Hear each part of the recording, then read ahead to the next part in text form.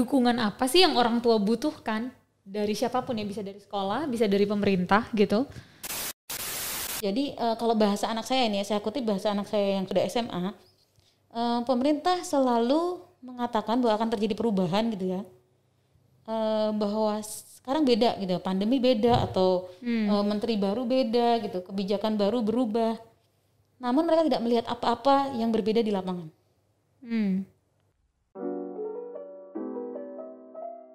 Di balik pertanyaannya ya, dukungan apa sih yang orang tua butuhkan dari siapapun ya, bisa dari sekolah, bisa dari pemerintah gitu, untuk bisa mendampingi anak-anaknya ini. Menurut Mbak Tita itu apa, Mbak? Sebagai orang tua gitu ya, apa yang... Ya mungkin pertama-tama empati gitu ya, dari sekolah gitu, dari negara gitu ya, bahwa orang tua itu sudah punya PR-nya yang sangat banyak ketika pandemi menyerang gitu, dan mereka harus melakukan penyesuaian yang serius terkait misalnya pekerjaan gitu kan, dan kemudian ditambahin tugas untuk mengawal anak-anak belajar dari rumah, dan empati bahwa load itu bertambah, dan jangan-jangan load guru itu berkurang. Meskipun guru juga orang tua dan barangkali mereka juga punya load tambahan di rumah masing-masing. Mungkin kayak sebenarnya ada empati berjamaah gitu ya, bahwa ini struktur waktu dan kerja banyak orang tuh berubah gitu dengan pandemi. Sehingga kalau ada empati dan kesadaran bahwa ada perubahan pola waktu yang menjadi orang itu punya kesibukan yang bervariasi gitu ya, misalnya pagi itu ngurusin adik yang SD dulu gitu ya, baru kemudian bisa WFH kayak gitu, barangkali itu akan membantu guru melihat cara pandang orang tua ketika mereka mencoba membangun sistem dukungan buat anak-anak yang belajar dari rumah.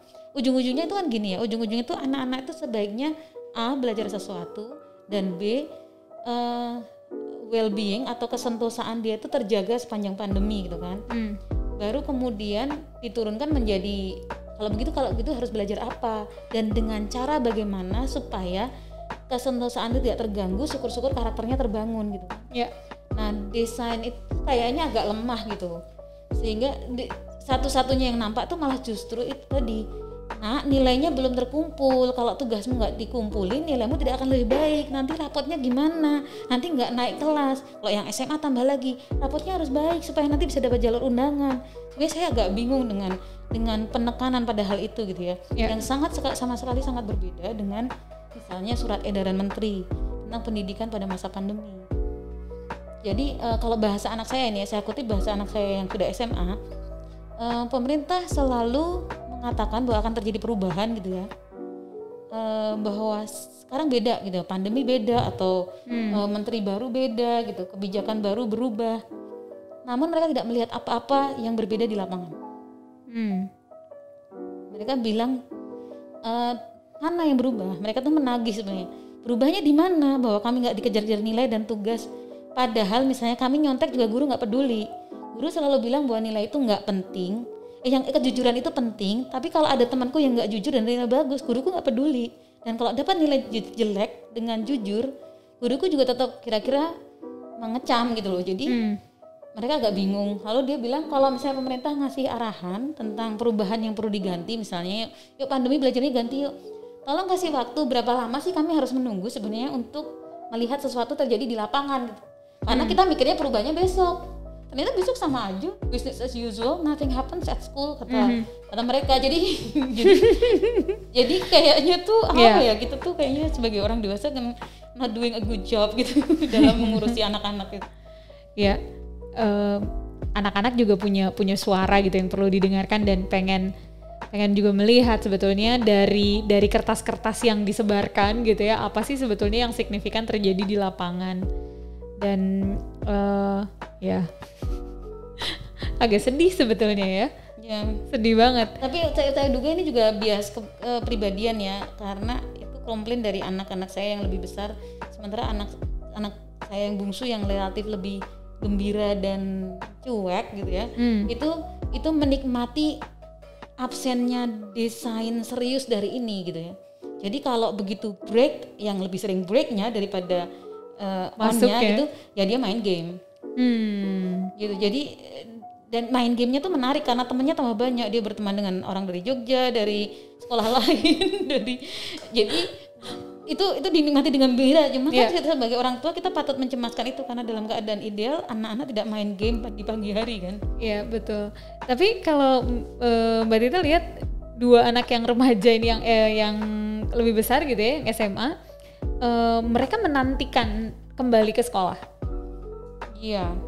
Kayaknya waktu di rumah udah terlalu lama gitu ya, sehingga anak-anak tuh pengen ketemu teman-teman barunya. Anak kelas 10 dan kelas 7 ini kan belum pernah ketemu teman barunya ya, dan mereka mungkin menariknya adalah anak-anak saya tuh relatif introvert dan pemalu, tapi periode belakangan ini membuat mereka berlatih gitu ya, kenalannya dikit-dikit lewat Zoom gitu kan, dan sekarang mereka siap untuk masuk gitu.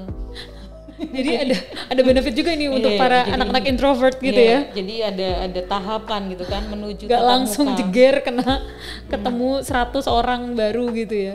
Wow. Oke, karena juga banyak anak-anak yang aku ajak ngobrol gitu ya, ternyata mereka sedih nggak bisa ketemu temennya, tapi mereka juga merasa kayak aduh aku mau nggak ya ninggalin kenyamanan sekolah, bisa dari tempat tidur gitu. Ya. Itu juga mereka juga mengkhawatirkan, aduh masuk lagi pakai seragam lagi ke sekolah lagi setiap hari gitu. Itu juga mereka punya kecemasan itu tuh ternyata gitu. Sesama orang tua juga ngobrol dan memang respons anak bervariasi.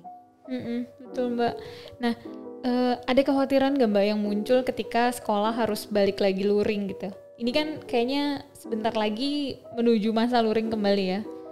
Ada apa sih kalau dari Mbak Tita pribadi ngelihat anak-anak Mbak Tita gitu, ada nggak yang perlu dibantu, dipersiapkan ketika mereka kembali lagi belajar luring? Sebenarnya sih diskusi itu tuh sebaiknya ngobrol juga tentang substansi pendidikan secara lebih luas gitu ya. Agak susah untuk nggak ngomong itu dalam konteks ini.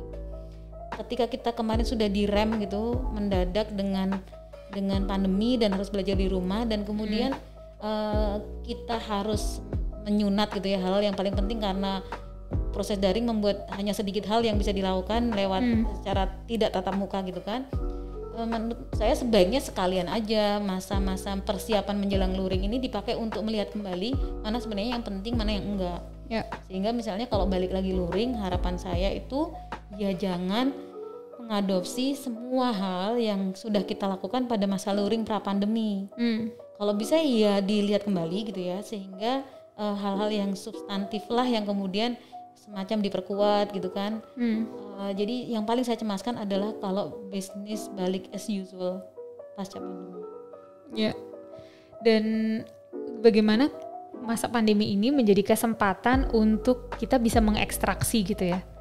Mana sih sebenarnya yang benar-benar perlu buat murid gitu, mana yang sebenarnya perlu buat anak, mana yang paling esensial buat anak, itu mudah-mudahan semua orang bisa mengekstraksi itu gitu ya. Oke. Kalau ngomongin satu harapan gitu Mbak sebagai orang tua, apa yang bisa Mbak Tita sampaikan? Harapan buat siapa nih? Bisa buat anaknya atau harapan buat sekolah? Sekolah bisa guru, bisa kepala sekolahnya. Ya saya pikir sekolah sebenarnya perlu memperkuat dialog gitu ya dengan murid gitu. Dan masa pandemi kan mungkin mengajari kita tentang berbagai platform atau metode gitu sebenarnya untuk mengekspresikan diri dan kemudian membuka dialog. Misalnya nih sekedar posting-postingan dan berbalas posting gitu ya, itu kan sebenarnya sudah menjadi alat ekspresi. Tapi selama ini kelihatannya tidak ada undangan gitu untuk membuka kanal dialognya justru. Misalnya praktek monolog dari guru ketika memarahi murid yang tidak muncul atau tidak pakai seragam atau tidak on cam, itu masih terjadi. Saya tuh bingung, perasaan ini sangat 30 tahun yang lalu gitu ya. Ketika saya sekolah, suasana kelas ya seperti itu, sekarang masih seperti itu. Bukankah sebenarnya kayak iklim yang lebih dialogis itu sudah seharusnya lebih dipupuk sekarang. Jadi harapan saya itu pandemi ini membuat kita menjadi manusia yang berbeda gitu ya. Dan sebenarnya kan ini kayak meriset banyak, mengeset ulang banyak bangsa untuk ya lumayan sedikit menyamakan posisi gitu, karena semua kena pandemi kan. Harapan saya tuh ada refleksi gitu sebelum masa luring kembali tentang bagaimana kita melakukan hal lebih baik, belajar dari apa semua yang terjadi selama setahun lebih belakangan. Thank you Mbak Tita buat sharingnya. Mudah-mudahan ini juga bisa jadi inspirasi, jadi bahan pemikiran gitu buat kita semua. Siapapun teman-teman di luar sana yang bisa sesama orang tua atau punya profesi guru, terlibat dalam pendidikan dimanapun, bisa jadi satu insight baru buat kita semua. Thank you Mbak Tita.